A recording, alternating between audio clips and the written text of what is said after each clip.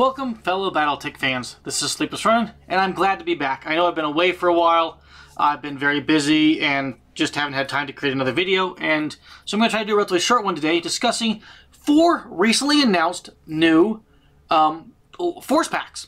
They're to line up with the coming Force Manual Davion and Force Manual Kurita. So the packs are, of course, 2 Davion packs and 2 Kuritan packs. So to start with, let's take a look at the House Davion Cavalry Lance pack, which is actually probably, I don't know, I think the Davion ones are my personal favorites, which I thought would be kind of weird. I really like Kurita mechs, but these Davion ones are pretty awesome. This first pack, the Cav pack, has got the Legionnaire, the Gunsmith, an Enforcer variant, and a Hellspawn, which is actually pretty darn cool. I've always really liked the way the Gunsmith looks. It's like a mongoose on steroids, so it's really cool. The Legionnaire has got that old boxy style. I mean, I feel like it's got really boxy arms, but it's got a rack 5, so I like the mech. Enforcers are solid, so I like Enforcers. They're just good mechs. And I don't hope they never make Enforcer 3 models because there's no need to. With the number of Enforcers we've gotten in packs, we don't need an Enforcer 3 model. You can use your Enforcers as Enforcer 3s because why not? And the Hellspawn is just a pretty good workhorse mech, so I like it. So that's the first pack we got to look at. And jump over to the next pack. Oh, at the end of this thing, remember a while ago I made my prediction videos, if you've been following my channel, and so I'll talk about which mechs I was able to predict out of these 4 packs. Let's just say, out of 16 mechs, I did really bad. Like, really bad. So, okay, pack 2 is the Davion Heavy Battle Lance. I was about to say Heavy Cavalry Lance, and this is Heavy Battle Lance. And this one is amazing. I love this pack. This is like my favorite pack of the entire 4. So, yeah. It's got a Thanatos. Sweet. It's got a Templar. Oh, yeah. It's got a Falconer. Yes, a Falconer. I love that mech. And a Thunderbolt, which I think is the 9 Nias. The TDR 9 Nias. Because it's got the what looks to be a rotary autocannon on it and a Streak 6 rack. And that thing floating above the head or whatever, maybe that's representing the targeting computer. I don't know what the heck that is. That's just really kind of weird in there. I honestly do not know what that is. Maybe it's another part you glue on somewhere. I don't know what that is. It's very strange looking. So, we got those packs. Now, unfortunately, I don't have images of the Kurita packs. I just have text images. So, we're going to take a look at those. The first up is the House Kurita Command Lance, which is actually a pretty solid pack. It's got the Akuma, Shiro, Rokurokubi, and the Grand Dragon. Yay, another dragon. We all love our dragons, don't we? Still, the other mechs are pretty cool. The Akuma is just a really solid assault mech, so I like that one a lot. And the other 2 are fun. I think it's really kind of funny because we'll actually show you the my predictions. They decided to create 2 Sashimono mechs, the Shiro and the Rokurokubi, which both have Sashimonos, and not the one I picked, the Hitozume Kozo. So we don't have the... I kind of like, I guess, just aimed wrong at the Sashimono mechs, so it's just kind of funny. The next pack we have up is the Kurita Ranger Lance, which I like the name of that one. That's actually pretty cool. That's a different one they have. They had battle and fire support and yada yada yada, but I think that's the first Ranger Lance, so I really like the name of that one. Which is a weird one because this may be the pack I'm the least cool with. I mean, I like maybe the least because it's a Venom. The Avatar, that's awesome. That's probably the coolest mech of this pack, in my opinion, because that is our first Inner Sphere Omni mech. Then we have the Chimera. It's a solid mech. Lots of MRMs on it, so, you know, yay, happy times.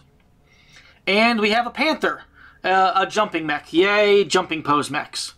90% of the time, I won't pose them as jumping because I might be using them for a variant that doesn't jump, like the Thunderbolt that jumps. Like, what, there's like 1 Thunderbolt variant that jumps or whatever, maybe 2?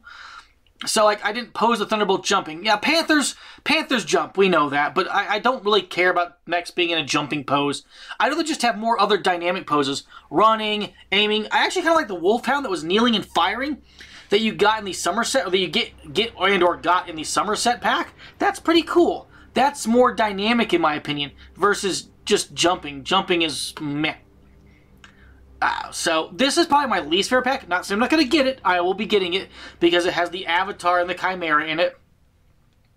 And the Avatar is used by a lot of the Inner Sphere because it's so By the time like it gets past the Jihad and into these other times, the avatars just spread out because it's an Omni-Mech. It's an industrial built Omni-Mech with 2 fixed medium lasers. Yay! I love that. We couldn't make these lasers work properly, so we just kind of weld them in place. Now you go with them. Okay. So let's look at my predictions, and I did amazingly bad on this. We go all the way back to my Federated Suns one, which I'll throw up a picture. I got 1 out of 4 correct. I got the Templar correct, which I really was hoping to see some. The Scarecrow is one of my personal favorite mechs, and so is the Vulpes. So I'm hoping we see those later on down the line. Those are just a lot of fun, in my opinion. Then the Lyran Alliance one, dude, I missed on this so bad. Or Lyran Commonwealth, yeah, I missed on this one so bad. Then we had the Federated Commonwealth. Because remember, I split my videos up between those would have been like those have been post-Jihad era packs, and this would have been like a post-Clan Invasion pack before Jihad pack. And I got one of these right. Now, I do believe I remember we're getting the Berserker and the Scarabus and other things already. In other Force packs they've listed out to the 2026 or 2027 prediction range. But there's the Falconer, and I got that one right, so I'm super thrilling happy about that. And the next 2 Kurita ones I missed on everything. I didn't get a single one of these Kurita mechs right at all. In the first pack, the Bakaneko, Hitozume Kozo, etc., I got none of those. And I also completely whiffed on this one, which had the Naginata, the Daimyo, the Ninjato, and the Daikyu. And I look at those, and I think those are much more iconic Kurita mechs than what they included in the Ranger pack. The Ranger pack is a weird one to me. It just, I don't know. I'd rather have seen more truly Kurita mechs. Where's the Naginata? In any of these things, the Naginata has a C3 Master in the best variant. That should have been in the Command Lance pack. I'm sorry. Drop out the Rokubi or whatever, although that one is often assigned to lieutenants, I remember right, or higher command level officers. At least the one that's got the good gun in it is assigned to them. Or is that the Shiro? I get those two confused sometimes. I know the Shiro's mostly made with Clantech LRMs. Yeah, okay. Anyways. But still, the Naginata is a real command mech because it has a C3 Master. It's designed for commanding. And all of these are blatantly Japanese-named mechs perfect for Kurita, and they're not included, so I feel that's a bit weird. Yeah, so are the other ones, the Rokubi, the Shiro, Akuma, very much obviously Japanese-named mechs. Kurita has a lot of very unique designs and unique mechs. You could just produce a lot of packs for Kurita, so maybe they will in the future. Maybe they'll get back to them and make some more of these mechs or whatever, because there's so many more. I don't even have the Shugenja on the list, and there's other ones they did too. The Shugenja just jumps to mind because I actually like that mech. It's another good one overall because of the weapons it has on there. They're a good combination of weapons. And so, yeah, just makes me kind of...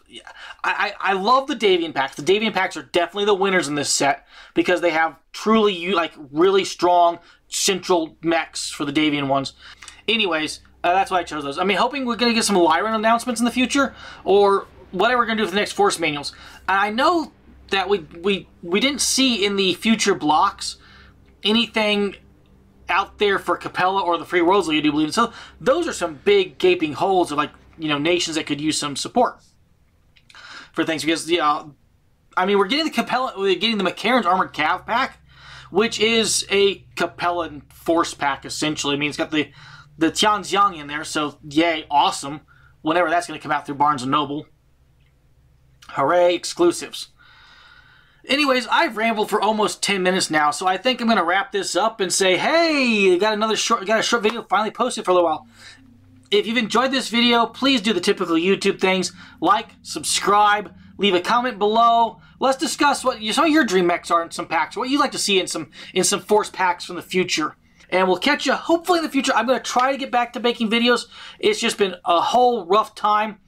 That's why I'm not even on camera. This is just I usually throw this one together as just me talking over some images and some text. So, yeah. God, man. Whew. Anyways, again, like, subscribe. Catch you in the future. Thanks for listening. Thanks for watching. Sayonara.